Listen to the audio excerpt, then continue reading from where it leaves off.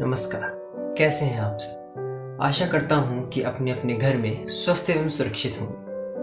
मैं हूं विद्यालय अबसा, जो कि कोरोना महामारी की वजह से सभी विद्यालयों की तरह बंद हूं। हालांकि स्कूल बंद होने के बावजूद भी मेरे विद्यार्थी काफ़ी उत्तेजनता एवं तत्परता के साथ ऑनलाइन कक्षाओं में संभाग ले रहे हैं। ओम शांति। कैसे हो आप लोग? आशा है आप सभी सुरक्षित एवं स्वस्थ होंगे। मैं हूँ बंजारावाला से फ्री फॉर पब्लिक स्कूल। ओ, कैसे हो आप आशा विद्यालय? और बताओ, कैसे चल रही है तुम्हारे विद्यालय में सभी गतिविधियाँ? और वो भी ऑनलाइन कक्षाओं में। अरे, मेरे विद्यालय के छात्र जो हैं वो पढ़ाई के साथ साथ अलग अलग प्रकार की गतिविधियों में भी भाग लेते हैं और बड़े उत्साह के साथ उन सभी गतिविधियों को करते भी हैं। किस तरह की गतिविधियां? जरा विस्तार में बता सकते हो? जी हाँ, बिल्कुल। फिल्फो पब्लिक स्कूल में हर हफ्ते अलग अलग विषय सप्ताह आयोजित किए जाते हैं और उन सभी सप्ताहों में अलग अलग प्रतिक्रियाएं भी रखी जाती हैं। तो इस सप्ताह हमने हिंदी विषय सप्ताह का आयोजन किया है और इस हिंदी विषय सप्ताह में क्या क्या हुआ आप लोगों को जानना है? हाँ, मैं भी बड़ा उत्साहित हूँ जानने के लिए। तो ठीक है, आइए मेरे साथ। देखिए, यह है हिंदी सप्ताह। सबसे पहले हिंदी हस्तलिपि, जिसे हम हिंदी कैलीग्राफी के नाम से भी जानते हैं, उसमें बच्चों को सिखाया गया कि किस प्रकार हिंदी हस्तलिपि वर्णों की लिपि होती है। तो इसी प्रकार से कक्षा पहली से लेकर 12वीं तक के छात्रों ने इस प्रतियोगिता में भाग लिया और अलग अलग कैलीग्राफी भी सीखी और उसके पश्चात इस कैलीग्राफी को विचारों के रूप में लिखा गया।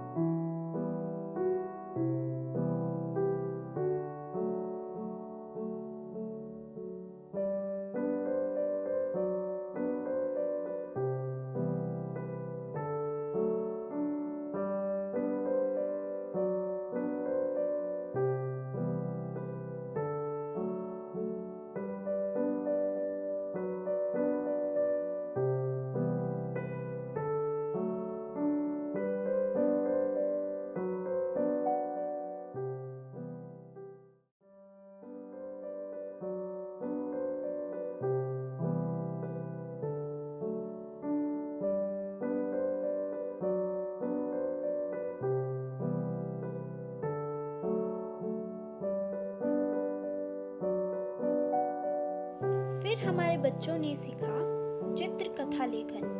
चित्रकथा लेखन यानी कॉमिक राइटिंग। तो देखिए, कितनी अच्छी अच्छी चित्रकथा हमारे बच्चों ने बनाई है।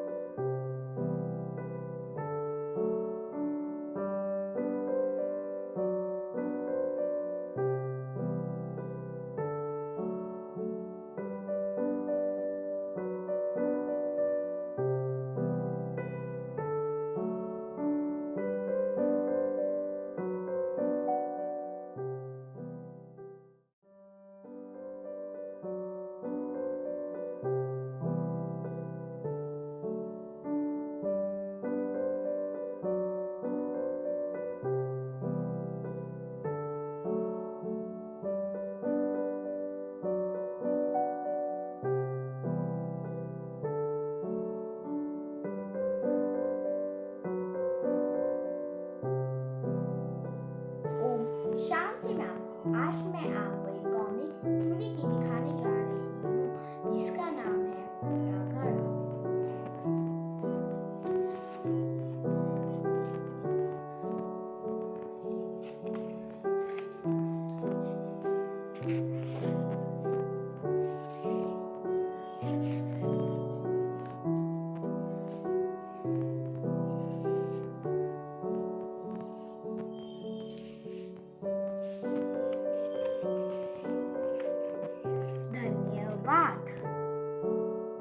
और अब बारी आती है पत्र लेखन प्रतियोगिता की, जिसमें बच्चों ने अपने सगे संबंधियों को अलग अलग विषयों पर पत्र लिखा।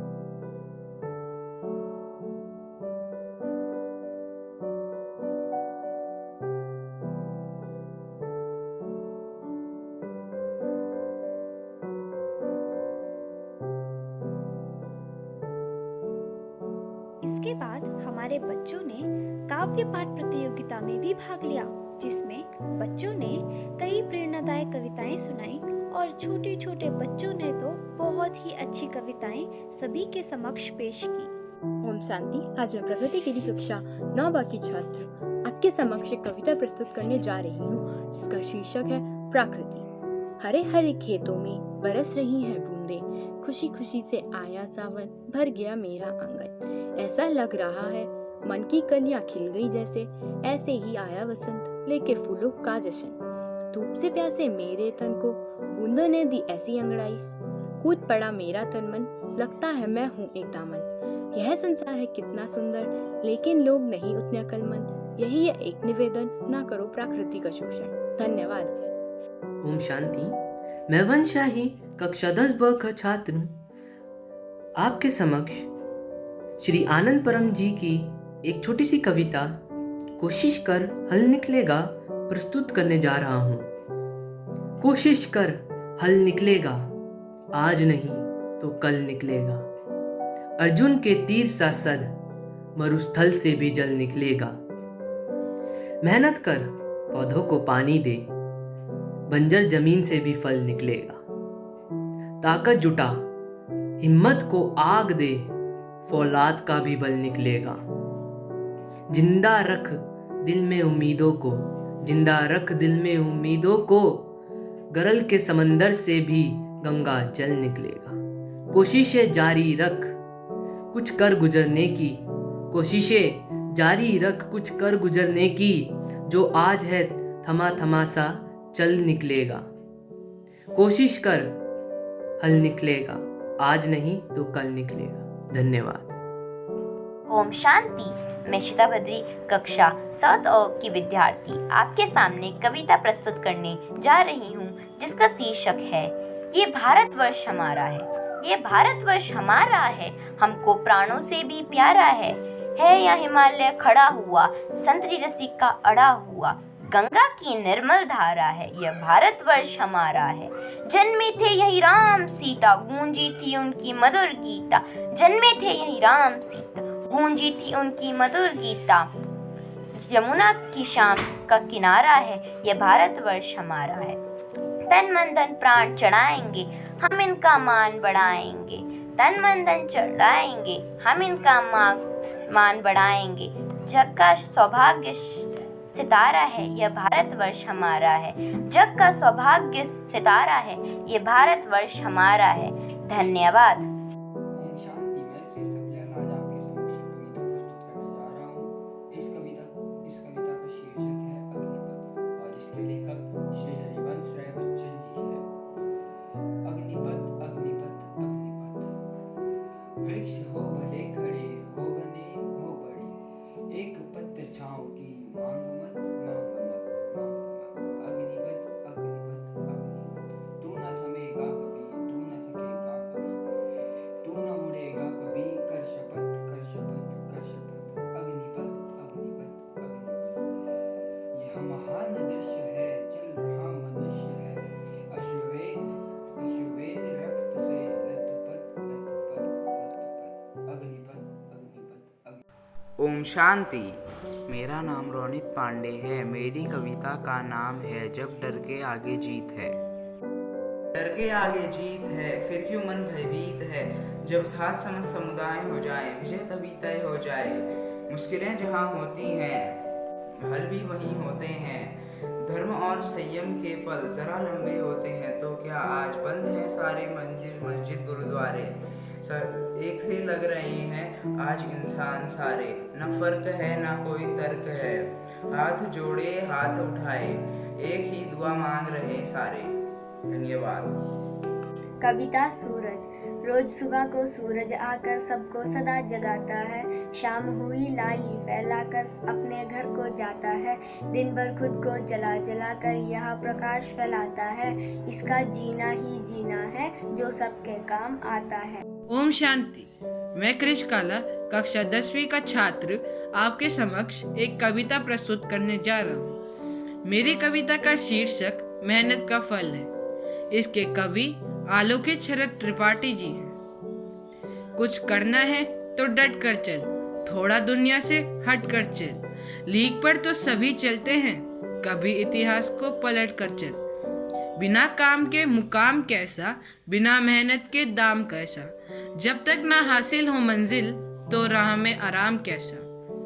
अर्जुन सा निशाना रख, मन में ना कोई बहाना रख। जो लक्ष्य सामने है बस उसी पर ठिकाना रख। सोच मत साकार कर, अपने कर्मों से प्यार कर। मिलेगा तेरी मेहनत का फल, किसी और का ना इंतजार कर। जो चले थे अकेले उनके पीछे आज मेले हैं, जो करते रहे इंतजार उनकी जिंदगी में आज भी झमेले हैं। धन्यवाद। ओम शांति। मेरा नाम अन्ना बड़ोनी है। मैं कक्षा 7 का छात्र हूँ। आज मैं आप सभी के समक्ष में एक कविता प्रस्तुत करने जा रहा हूँ जिसका नाम है जय जवान जय किसान।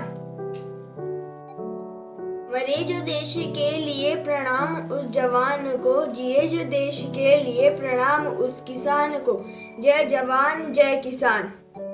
झुका नहीं सकी जिसे वह प्रलय मचाती टोलियां, डरा नहीं सकी जिसे वह दंदनाती गोलियां। वतन पर हंसकर वार दे जवान अपनी जान को, मरे जो देश के लिए प्रणाम उस जवान को।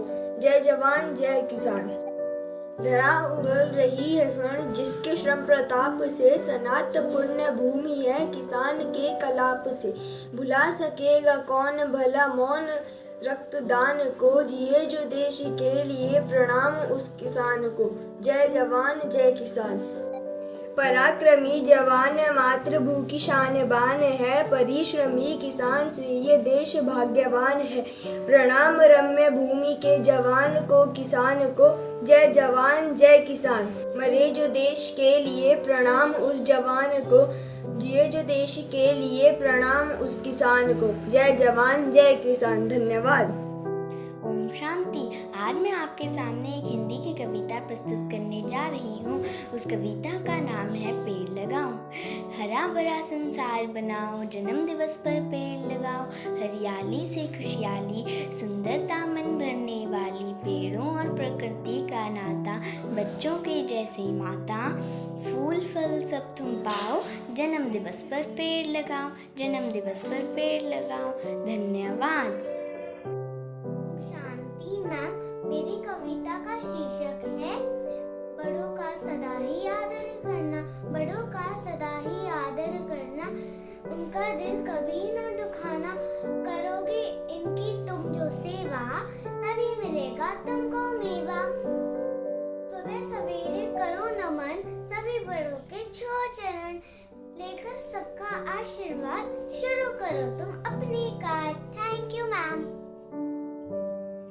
शांति। मेरा नाम तरंग राणा, मैं कक्षा 2 की छात्रा आपके समक्ष एक हास्य कविता प्रस्तुत करने जा रही हूँ। कोई नालायक कहता है, कोई कच्चा समझता है। ये मैं एंड्रॉइड की भाषा को ये अब सच्चा समझता है। किताबें दूर बैठी है, मन भी रहता है। एक बच्चे बेचैनी बस बच्चा समझता है। समय कटता नहीं यारो, किताबें सामने होती है। पल्ले बेटा कह कर अब मम्मी भी रहते हैं। समझ कुछ भी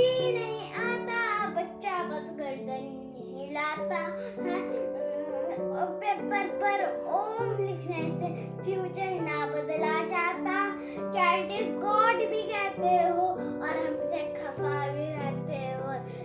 धन्यवाद। नमस्कार, मेरा नाम अवंतिका डंगवाल है। मैं कक्षा 1 की छात्रा हूँ।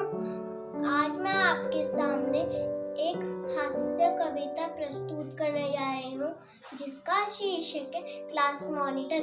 जो क्लास में बने मॉनिटर कोरी शान दिखाते हैं, आता जाता कुछ भी नहीं, बस हम पे रौब जमाते हैं। जब क्लास में टीचर नहीं तो खुद टीचर बन जाते हैं। कॉपी पेंसिल लेके बस नाम लिखने लग जाते हैं। क्लास तो संभाल पाते नहीं, बस चीखते चिल्लाते हैं। भगवान बच्चा इन मॉनिटर से, इन्हें हम नहीं चाहते हैं। धन्यवाद। आपका दिन शुभ हो। फिर एक यह नाटक रूपांतर भी हुआ, जिसके माध्यम से बच्चे कई सामाजिक समस्याओं को सामने लेकर आए, जिसमें से बहुत सी ऐसी समस्याएं भी हैं जिनसे लोग वर्तमान समय में भी जागरूक नहीं हैं। गर्मी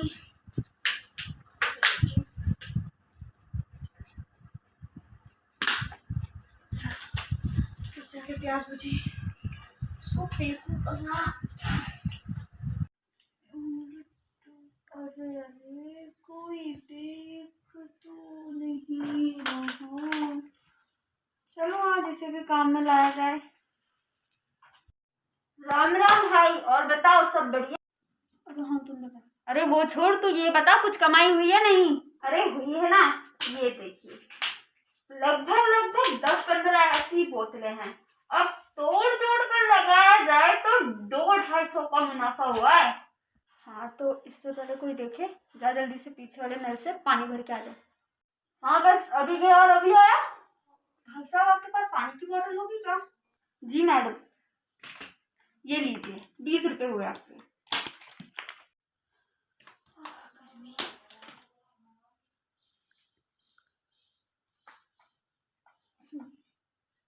ये पानी का स्वाद इतना अजीब सा। खैर फिलहाल प्यास बुझे।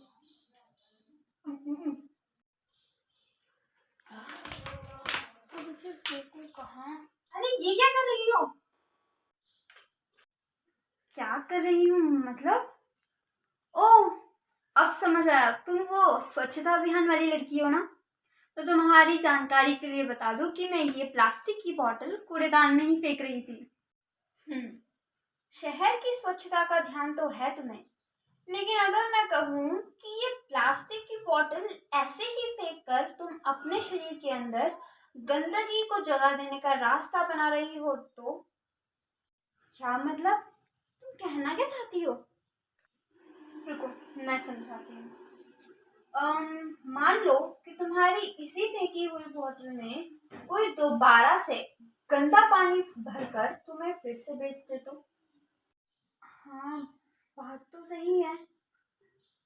एक मिनट, अगर ऐसा ही है तो हम इस बॉटल को इस तरह क्रश करके भी तो फेंक सकते हैं। अब तो इसे कोई इस्तेमाल नहीं कर सकता ना। रुको,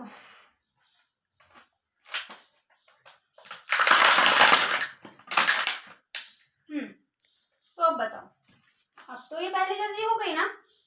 अब अरे तो अब क्या किया जाए? मैं बताती हूँ, आप लोग भी ध्यान से सुनें। तो जब भी कभी आप इस तरह की प्लास्टिक की बोतल को कूड़ेदान में फेंके, उससे पहले उसका ढक्कन लीजिए और उसे इस तरह मोड़कर बोतल के अंदर डाल दीजिए। अब बोतल को क्रश कर आप कूड़ेदान में फेंक सकते हैं। ऐसा करने पर इस बोतल में कोई गंदा पानी भरकर दोबारा से आपको बेचेगा नहीं, और साथ ही आप खुद को और अपने आसपास के लोगों को भी स्वस्थ रख सकते हैं, क्योंकि आजकल के लोग तो व्यापार के नाम पर इंसानियत ही भूल चुके हैं। क्यों भैया, सही कहा ना?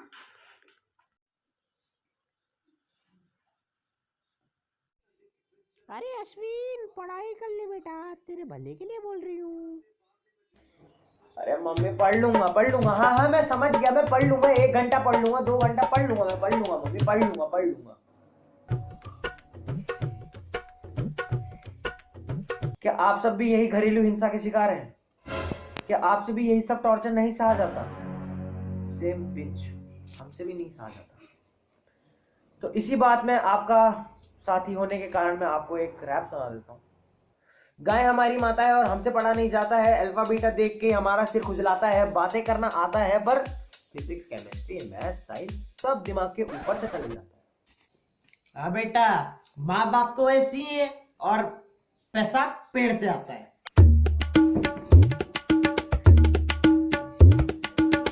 पापा अरे चैप्टर में है ना, ये देखो पापा, अरे चैप्टर में ऐसा ही है ना, ये देखो ये अरे यार बुक उल्टी है। हाँ पापा ये देखो ना चैप्टर, हाँ पापा ये देखो चैप्टर में लिखा नहीं है कि आप भी तो देखो लिखा हुआ। दिखा बुक दिखा। अच्छा उल्टी पकड़ी उल्टी। चैप्टर में ऐसा है ना, कुछ काम करता घर का, हमेशा घूमता रहता या कुछ अपना काम कर। अपने काम हट के बेटे हमको भी देख ले, हम भी जिंदा हैं अभी, जब नहीं रहेंगे ना तब पता चलेगा क्या होता है माँ बाप।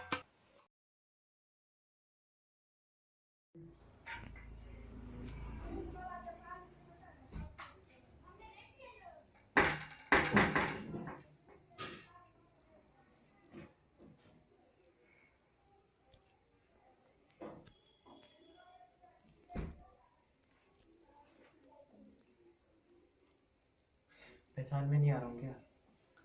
अरे मैं वही 14 साल का लड़का हूँ जो नादान था, जिसको कुछ समझ नहीं थी।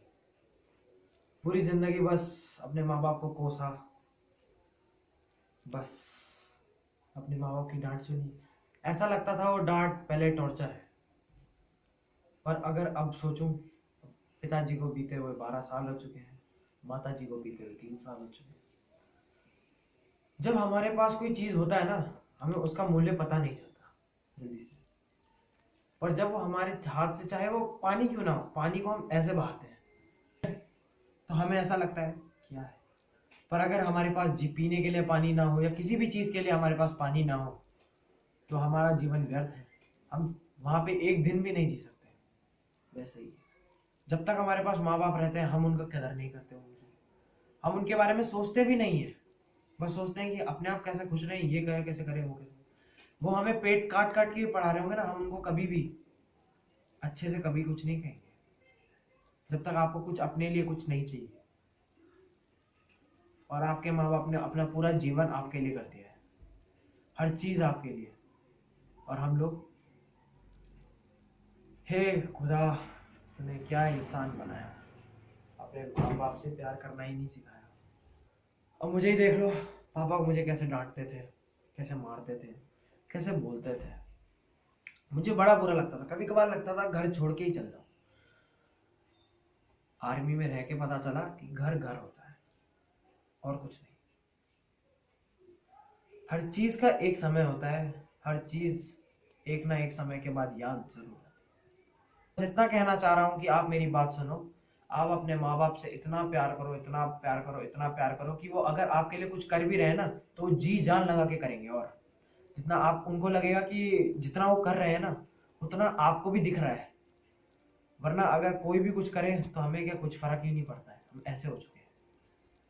हर चीज को करने के लिए, हर कार्य को करने के लिए हमें एक सहायता चाहिए, और वो हमेशा हमारी सहायता माँ बाप रहेंगे जब तक हम लोग एक एज तक नहीं पहुंचेंगे, जब तक हमारे पास खुद के लिए आत्मनिर्भरता और बाकी सब ना आ जाए। पर फिर भी आपको एक पीछे से हाथ महसूस जरूर होगा, आपके पिता का, आपकी माता का, आपके दादा का, आपकी दादी का। तो धन्यवाद।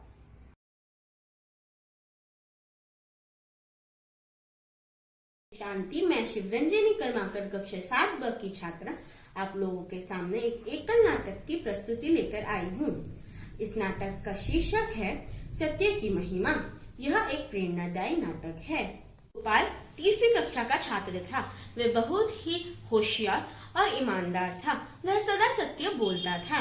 एक दिन गुरुजी ने बच्चों को कुछ मुश्किल प्रश्न घर से हल करने के लिए दिए और गुरुजी को पक्का विश्वास था कि बच्चे स्वयं यह प्रश्न नहीं हल कर पाएंगे। गुरुजी ने बच्चों की सत्यवादिता देखने के लिए उनको ये कठिन प्रश्न घर से करने के लिए दिए। बच्चों, मैंने कुछ प्रश्न यहाँ पर बोर्ड पर लिख दिए हैं। ये आप सब अपनी पुस्तिकाओं में लिख लीजिए और घर से करके लाइएगा। यह आपका गृह कार्य है। आप इन प्रश्नों के उत्तर किसी बड़े से नहीं पूछेंगे, स्वयं अपने बल पर करके लाएंगे। सुप्रभात बच्चों, सब बैठ जाइए। आप लोगों ने अपना दिया गया गृह कार्य तो कर ही लिया होगा। अपनी सारी पुस्तिकाएं मुझे दे दीजिए।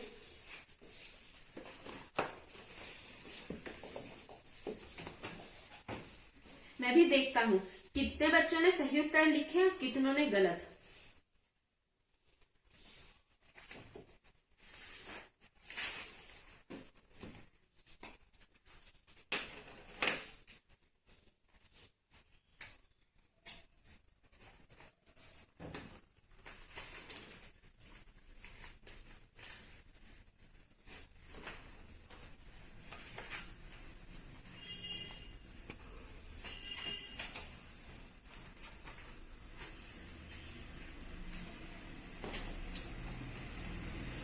अरे वाह बच्चों, आप सबने तो बिल्कुल सही उत्तर लिखे हैं। कहीं आप लोगों ने यह किसी बड़े से तो नहीं पूछे? अच्छी बात है। आप लोगों को हमेशा अपने बल पर सारे प्रश्नों के जवाब लिखने चाहिए। अब जब आप बच्चों ने इतने अच्छे से सारा दिया हुआ गृह कार्य कर ही लिया है, तो आप लोगों को तो अवश्य ही कुछ ना कुछ पुरस्कार मिलने चाहिए। गोपाल उठकर आता है रोते रोते और बोलता है गुरुजी को, गुरुजी मुझे माफ कर दो। गुरुजी को बिल्कुल समझ में नहीं आता कि गोपाल क्यों रो रहा है। गुरुजी गोपाल को शांत कराने की कोशिश करते हैं, लेकिन गोपाल शांत ही नहीं हो रहा। बहुत देर बाद गोपाल जब थोड़ा शांत होता है, गुरुजी उससे पूछते हैं, अरे अरे बेटा रो क्यों रहे हो? अरे हाँ बेटा, बेटा क्या हो गया, तुम रो क्यों रहे हो? अरे बेटा चुप हो जाओ, नहीं रोते, क्या हुआ, क्या बात है, क्यों रो रहे हो तुम? बेटा शांत हो जाओ, ऐसे नहीं रोते, आप चुप हो जाओ, बताओ क्या हुआ?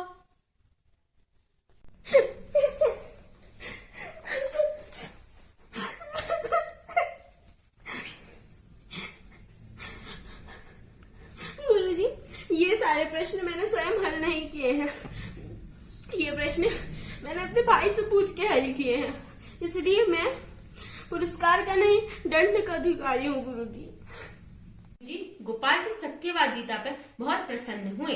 वह बोले, बेटा रो मत, अब तो तुम्हें पुरस्कार अवश्य मिलेगा, क्योंकि तुम्हारे अंदर सत्य बोलने की हिम्मत है, जो मुझे बहुत अच्छी लगी। और बच्चों, मुझे बहुत अच्छे से पता है कि आप सब ने यह प्रश्न अपने घर में किसी न किसी बड़े की सहायता से करे हैं, क्योंकि यह अभी तक मैंने कक्षा में पढ़ाया भी नहीं है। बेटा तुम बहुत सत्यवादी हो, तुम्हें तो पुरस्कार हम अवश्य देंगे। और बच्चों, आप सबको भी मैं बस यही कहना चाहूंगा, आप कोई काम करें या ना करें, पर सत्य बोलिए हमेशा। सत्य आपको हमेशा बोलना चाहिए। बालक बड़े होकर गोपाल कृष्ण गोखले जी के नाम से प्रसिद्ध हुए। गोपाल कृष्ण गोखले जी राष्ट्रीय पिता महात्मा गांधी जी के राजनीतिक गुरु थे। ओम शांति। मैं कक्षा 8 के विद्यार्थी आयुषी मिश्रा आप सभी के सामने एकल नाटक प्रस्तुत करने जा रही हूँ, जिसका शीर्षक है असली पढ़ाई। तो आइए अब हम अपने एकल नाटक की ओर बढ़ते हैं। टिंकू और रिंकी दोनों जुड़वा भाई बहन हैं। वह एक ही स्कूल में एक ही क्लास में पढ़ते हैं। वह दोनों पढ़ने में भी बहुत होशियार हैं, लेकिन अक्सर टिंकू के ज़्यादा नंबर आते हैं। इस बार जब बच्चों ने बैग दिलाने की जिद की, तो पापा ने उनके सामने एक शर्त रखी। मेरे पास एक ही साइकिल लाने का बजट है, तुम दोनों में से जो भी क्लास में टॉप करेगा उसे ही साइकिल मिलेगी। पापा की बात सुनकर दोनों बच्चे पढ़ाई में जुट गए, लेकिन टिंकू कुछ ज़्यादा ही होशियार था। उसे पता है कि एग्ज़ाम में कैसे नंबर लाते हैं। वो सिर्फ उतना ही पढ़ता था जितना एग्ज़ाम में आने वाला है। वहीं रिंकी को पढ़ने का बहुत शौक था। वह पूरी की पूरी किताबें पढ़ती थी। देखना, साइकिल तो मुझे ही मिलेगी, ये जो पढ़ रही है ना, ये सब बेकार है, एग्ज़ाम में ये सब नहीं आने वाला। तुझे कैसे पता? अरे ये देख, मुझे पिछले 3 साल के क्वेश्चन दिए हैं मुझे सर ने। हमेशा इन्हीं में से क्वेश्चन रिपीट होते हैं। ठीक है, लेकिन मुझे नहीं लेना कोई शॉर्टकट। ठीक है, लेकिन मुझे नहीं लेना कोई शॉर्टकट। एग्जाम से जो भी आएगा बुक्स से तो आएगा ना।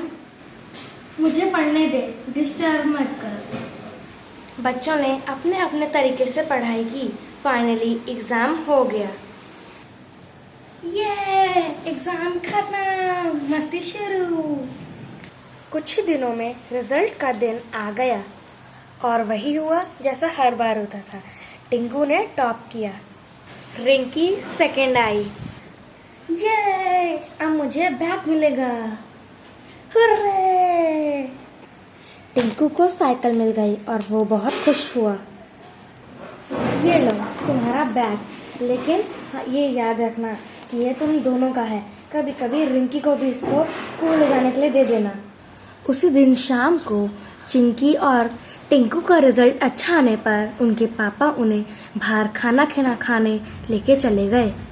खाने के बाद वे जैसे ही होटल से बाहर निकले तो अचानक से दो लोग माइक और कैमरा लेकर बाहर आ गए। हम लोग जीवन साइकिल का प्रमोशन कर रहे हैं। बच्चों के लिए एक छोटा सा क्विज। अगर सारे आंसर ठीक निकले तो जीवन की टॉप मॉडल वाली साइकिल गिफ्ट में मिलेगी और साथ ही बैग और बॉटल मिलेंगे। तो बच्चों ने क्विज में पार्टिसिपेट किया। क्विज में जो सवाल थे वो सारे उनके बुक्स में ही थे, लेकिन एग्जाम पेपर से बिल्कुल ही अलग। रिंकी ने पूरी बुक पढ़ी थी, इसलिए उसने कुछ ही सेकंड में पेपर सॉल्व करके उनको दे दिया। ये लीजिए अंकल, मैंने पूरे सॉल्व कर दिए। तुमने तो ये जवाब कुछ ज़्यादा ही पहले कर दिए। Very good. लेकिन टिंकू ने बहुत कोशिश की, उसे जवाब नहीं आते थे। अंत में उसने भी बुक दे ही दी। दोनों के पेपर्स देखने के बाद ऑर्गेनाइजर ने रिजल्ट अनाउंस कर दिया और इस क्विज में 100% जवाबों के साथ विनर है रिंकी। रिंकी को प्राइज में बैग भी मिल गया, बॉटल भी मिल गई और साइकिल भी मिल गई। और वहीं टिंकू को मिली एक सीख। टिंकू अब समझ गया था कि हमें नंबर्स के लिए नहीं पढ़ना चाहिए, बल्कि नॉलेज के लिए ही पढ़ना चाहिए। धन्यवाद। नमस्ते, मैं हूँ रितिशा बद्री। मैं आपको एक नाटक दिखाऊंगी। बलवान कौन?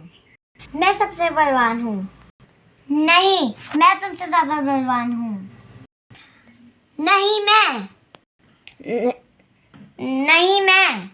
बायू, हम दोनों ऐसे ही लड़ते रहेंगे तो कैसे चलेगा? चलो हम प्रतियोगिता रखते हैं। कैसी प्रतियोगिता? भाइयों, जो व्यक्ति तुम्हें धरती में वो गली दिख रहा है ना, दिख तो रहा है। हाँ,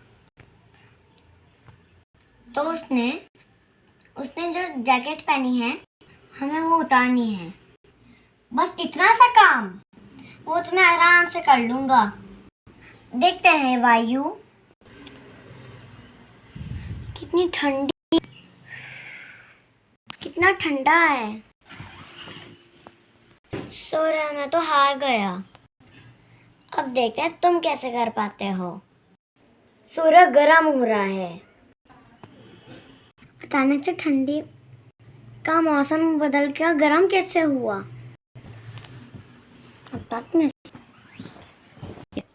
अब यहाँ से चलना चाहिए। धन्यवाद। मैम, मेरी कहानी का नाम है दो बिल्लियाँ और एक लालची बंदर। एक गांव था, वहाँ दो बिल्लियाँ रहती थी।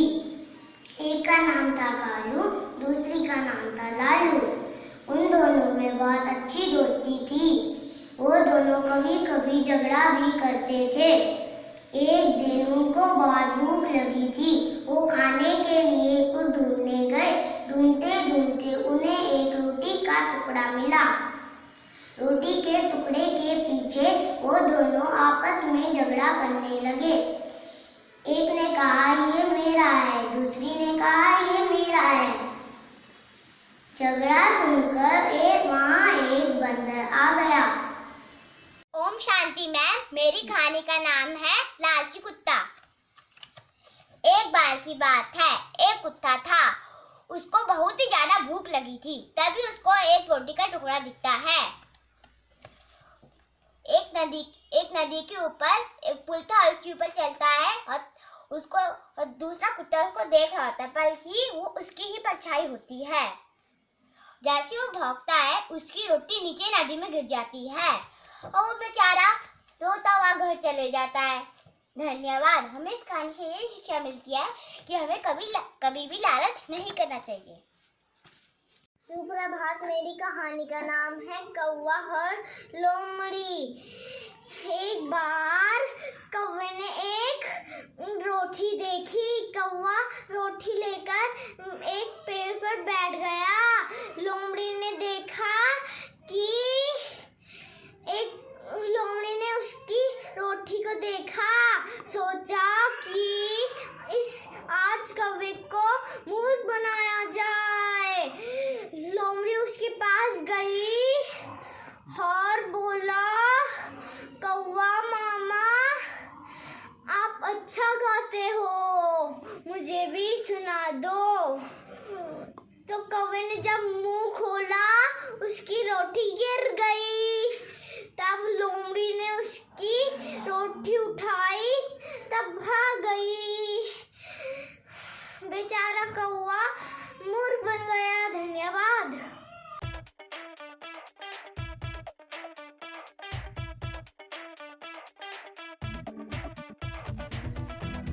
एक समय की बात है, ज्योति नाम की एक लड़की रहती थी। वह बहुत शरारती थी। उसे टीवी देखना बहुत पसंद था।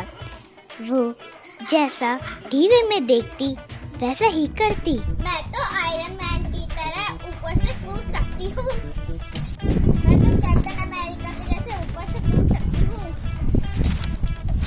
कल मैंने टीवी पे देखा स्पाइडरमैन पतले धागे की मदद से ऊपर दीवार पे चढ़ गया।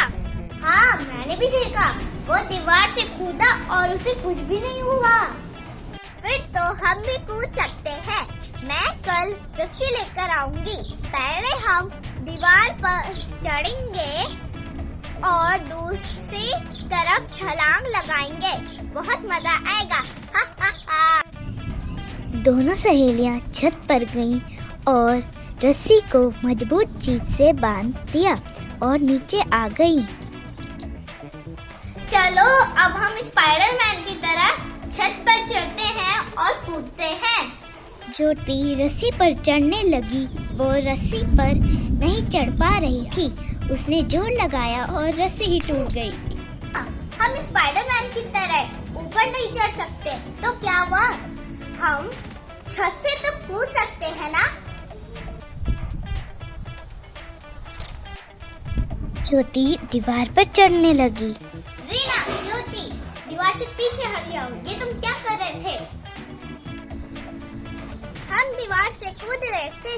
हमने कल टीवी में देखा स्पाइडरमैन दीवार पर चढ़ा और उसे कुछ भी नहीं हुआ। वो टीवी में था। टीवी की हर चीज असली नहीं होती। वो केवल मनोरंजन के लिए बनाया जाता है। हमें कभी भी टीवी की नकल नहीं करनी चाहिए। सॉरी मम्मी, हम टीवी की नकल कभी नहीं करेंगे। कहानी से हमें यह शिक्षा मिलती है कि हमें कभी भी टीवी की नकल नहीं करनी चाहिए। वह केवल हमारे मनोरंजन के लिए होता है। धन्यवाद। ओम शांति मैम, मेरा नाम शांभवी निहाल है। मैं कक्षा 3 की छात्रा हूँ। आज मैं आप सभी के सामने एक नाटक प्रस्तुत करने जा रही हूँ। उसका नाम है माँ की प्यारी सी। चलिए शुरू करते हैं। चेतन अपनी माँ के साथ एक बहुत अच्छे घर में रहता था। वह सदा अपनी माँ का कहना मानता था। एक दिन चेतन की माँ ने चेतन के लिए कुकीज बनाई। चेतन, मैंने कुकीज बनाई है। अपना गृह कार्य समाप्त करने के बाद कुकीज खा लेना। मैं बाजार जा रही हूँ।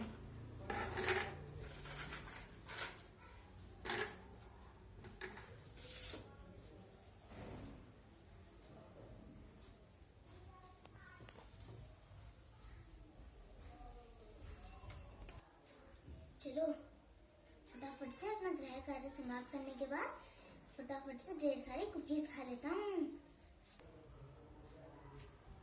चलो अभी ढेर सारी कुकीज खा लेता हूँ। अरे मेरा हाथ तो निकल ही नहीं रहा, मेरा हाथ तो अटक गया। अब क्या करूँ?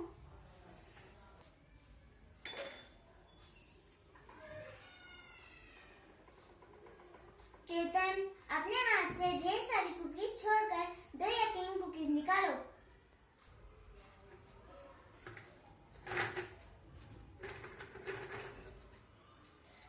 अरे मेरा हाथ तो निकल गया।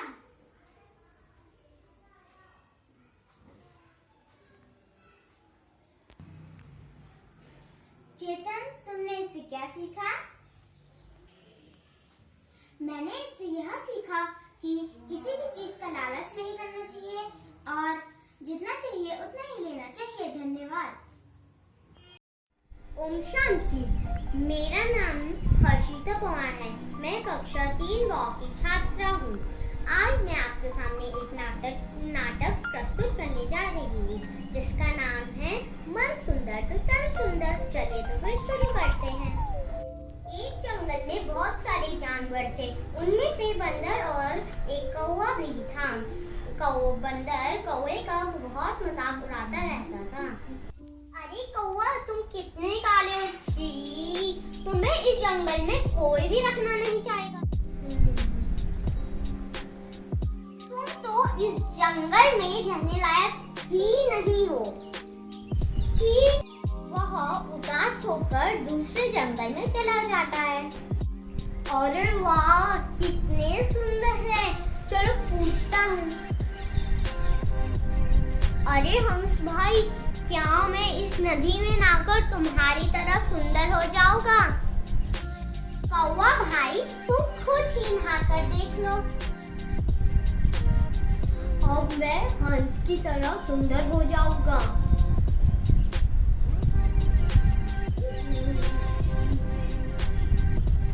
मेरा रंग तो पहले के जैसा ही है। वहाँ पर एक कछुआ कौवे को देख रहा था। कौवे के पास कछुआ आता है और उससे बोलता है, क्यों रो रहे हो भाई? मैं हंस की तरह सफेद होना चाहता था पर मैं नहीं हुआ। कौवा, तुम दुखी मत हो, मेरा भी सभी जानवर मजाक उड़ाते हैं मेरी धीमी चाल के कारण, पर मैं दिल पर नहीं लेता और खुशी खुशी रहता हूँ। मैं क्या करूँ?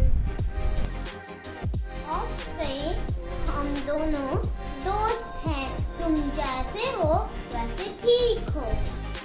बच्चे की सीख से कौवा खुश हो जाता है और वो दोनों बहुत अच्छे दोस्त बन जाते हैं। इस कहानी से हमें यह शिक्षा मिलती है कि हमें तन की सुंदरता से ज्यादा मन की सुंदरता देखनी चाहिए और किसी की बातों में नहीं आना चाहिए। धन्यवाद।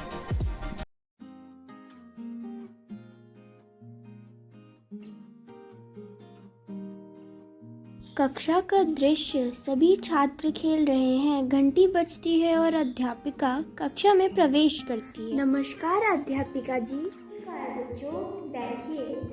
आज हम विभिन्न पर्वों के बारे में बात करेंगे। क्या आप जानते हैं पर्व 2 प्रकार के होते हैं, राष्ट्रीय और सामाजिक। 15 अगस्त राष्ट्रीय पर्व था।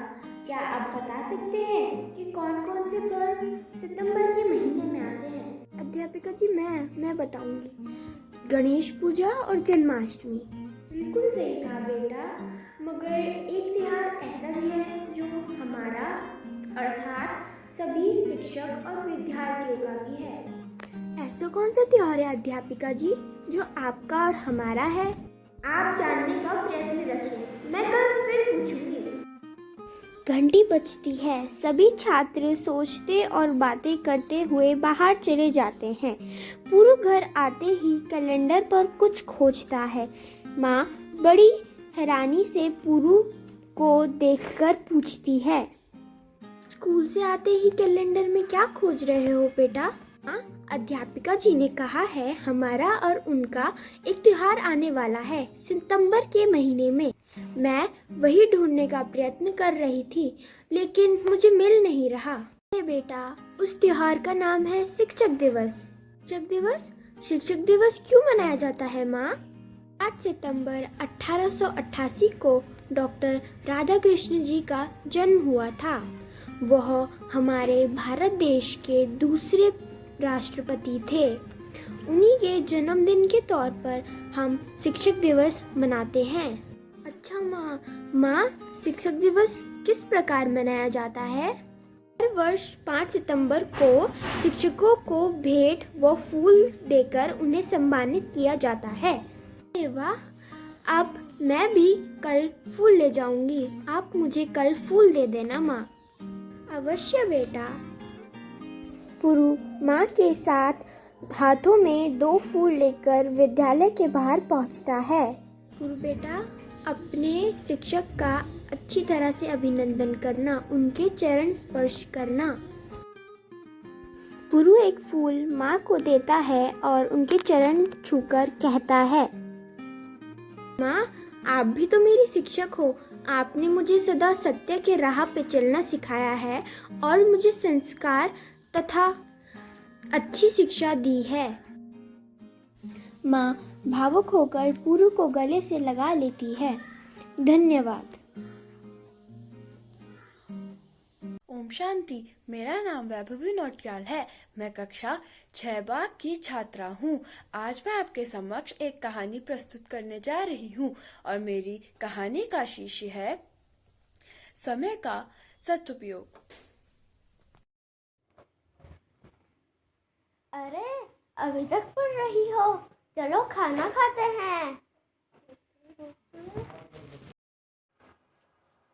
बस थोड़ा सा प्रोजेक्ट बचा है, नहीं किया तो टीचर डांटेगी। तुम्हारा प्रोजेक्ट हो गया? अभी से प्रोजेक्ट? वो तो 6th पीरियड में सबमिट करना है। और अगले वीक से एग्जाम्स भी तो शुरू हैं। जल्दी चलो, बहुत भूख लगी है मुझे और खेलना भी है। सोनू रुको, नहीं किया तो टीचर डांटेगी।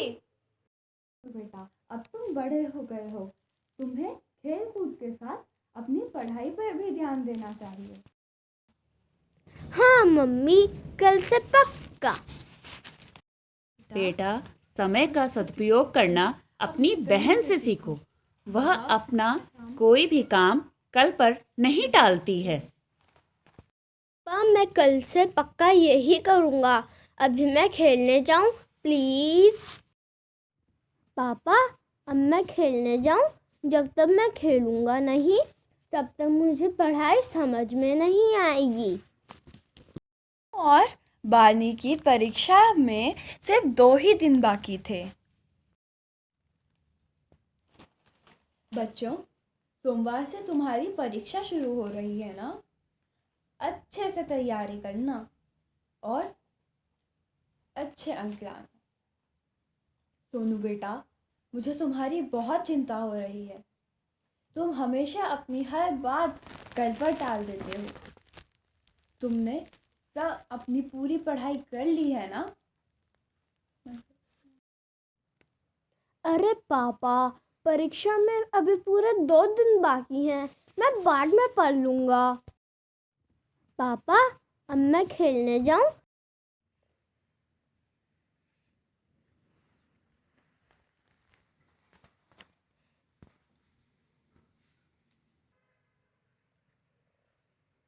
अरे बानी, अभी तक पढ़ रही हो? चलो खेलते हैं। सोनू, मैं तुम्हारे साथ ज़रूर खेलती, लेकिन अभी मुझे अपने पाठ को दोहराना है। कल परीक्षा है जो है। ने देखा कि अचानक से वह सुहाना मौसम आंधी का रूप ले रहा है, मानो कभी भी बारिश हो सकती है। वानी को वो मौसम देखकर घबराहट होने लगी कि कभी भी बारिश हो सकती है, और अगर बारिश होती तो वहाँ की पूरी बिजली चली जाती। अरे सोनू, खेलना छोड़ो और जल्दी घर पे आओ। अगर बिजली चली गई तो कल परीक्षा में क्या लिखोगे? तुम चिंता मत करो, बिजली नहीं जाएगी, बल्कि बारिश के बाद पढ़ने में और मजा आएगा। सोनू देर शाम तक खेलता ही रहा, लेकिन उसकी चिंता तब बढ़ी जब अचानक से तेज बारिश शुरू हो गई और बहुत बिजली भी कड़कने लगी। जब वो घर पहुंचा तो उसने देखा कि उसकी माँ हाथ में मोमबत्ती लेकर दरवाजे पर उसका इंतज़ार कर रही थी।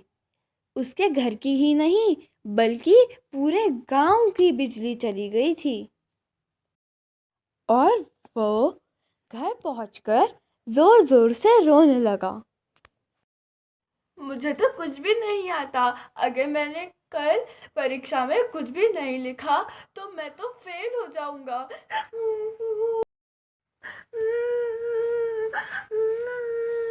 अब कल परीक्षा में मैं क्या लिखूंगा? कोई बात नहीं, मैंने अपना सारा सिलेबस कर लिया है। मैं तुम्हें सारे पाठ समझा दूंगी।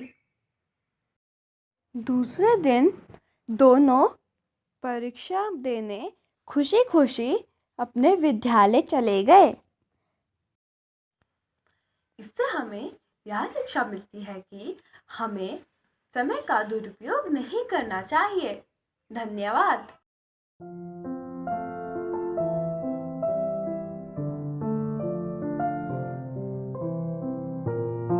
मासूम सी उसकी मुस्कान थी, आंखों में उड़ने की आस थी। मन उसका बच्चा था, पर देखा उसने सपना सच्चा था। फिर ऐसा क्या हुआ कि पूरा ही नहीं कर पाई वह अपना सपना? ओम शांति। आज मैं तनिष्का सिंह कक्षा 9 की छात्रा आपके समक्ष एकल नाट्य रूपांतर प्रस्तुत करने जा रही हूँ। यह नाटक उस विषय पर है जो हमारे समाज में बुराइयों के रूप में है। जी, नारी शिक्षा। आज भी भारत के कई पिछड़े इलाकों में कई लड़कियां ऐसी हैं जो विद्यालय नहीं जा पाती। उनका कारण होता है उनका परिवार और उनकी पिछड़ी सोच। आशा करती हूँ आपको मेरा प्रस्तुतिकरण पसंद आएगा। आयशा बेटा जल्दी आओ। अभी आई माँ। माँ आपको पता है आज जब बाबा आएंगे और मैं उन्हें ये इनाम दिखाऊंगी वो बहुत खुश होंगे। बाबा आ गए। आयशा आज तुम्हारा पेपर था ना, चलो अपना परीक्षा पत्र लेकर आओ और मुझे दिखाओ। लाओ दिखाओ। ये क्या 10 में से 8 नंबर? मैं तो तुम्हें विद्यालय भेज ही नहीं रहा था, वो तो तुम्हारी माँ ने कहा, तो मैंने मजबूरी में तुम्हें विद्यालय भेजा। वैसे भी करोगे क्या तुम पढ़ लिख कर? सिर्फ मेरा बेटा पढ़ के बड़ा अफसर बनेगा, तुम्हें तो घर का चूल्हा चौका ही करना है। इसलिए कल से तुम्हारा विद्यालय जाना बंद। विद्यालय जाना बंद? चुप रहो तुम, मुझे कुछ नहीं सुनना। बाबा लेकिन भैया के तो 10 में से 4 अंक ही है। चुप रहो, मुझे कुछ नहीं सुनना।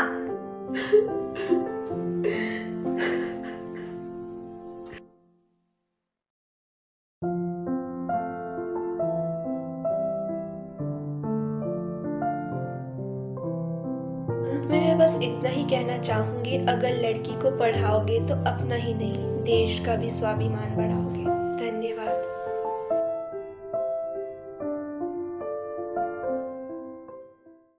अरे वाह, यह तो बहुत ही रोचक गतिविधियां थी। मजा आ गया देख। तो बताओ आबासा विद्यालय, क्या तुम्हारे विद्यालय के विद्यार्थी इस तरह की गतिविधियां करते हैं? मुझे नहीं पता था कि कोरोना काल में ऐसी गतिविधियां भी हो सकती हैं।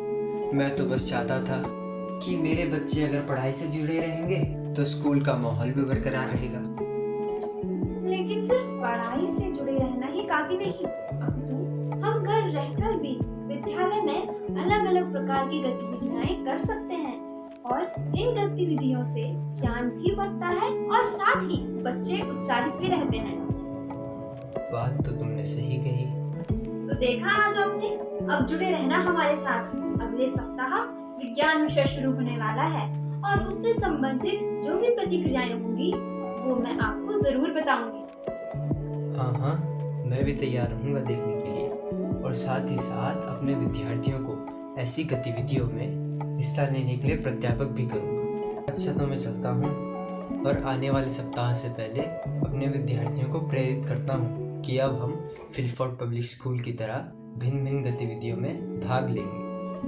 अच्छा, ठीक है। तो मिलते हैं आपसे अगले हफ्ते ठीक इसी दिन शनिवार को। मैं आपके साथ विज्ञान विषय प्रतियोगिता लेकर आऊंगी। तब तक के लिए धन्यवाद। ओम शांति।